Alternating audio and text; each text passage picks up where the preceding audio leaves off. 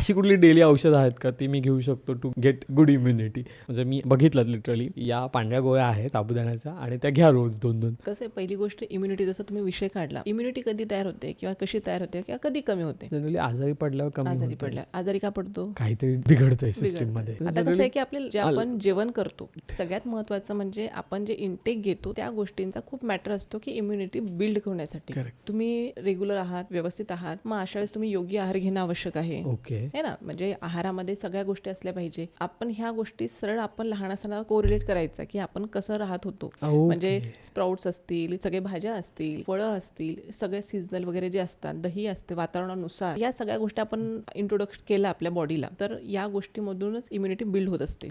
म्हणजे त्याला वेगळं बाहेर यायची गरज नाही. दुसरी गोष्ट म्हणजे हे लहान मुलांमध्ये पण जास्त जाणवतं. मुलं जेवणच करत नाही किंवा मग जेवण करत नाही, पण ते सगळे खाऊ शकतात, चिप्स खाऊ शकतात, करेक्ट ना, पेस्ट्री खाऊ शकतात, केक खातात, त्यांना अशा गोष्टी आवडतात. मग अशामधून त्यांची इम्युनिटी बिल्ड होईल का? नाही. त्यामुळे असं स्पेसिफिक औषध नाही इम्युनिटी बिल्ड होण्यासाठी, परंतु होमिओपॅथी औषधं हे इम्युनिटी बिल्ड करण्यास मदत करतात.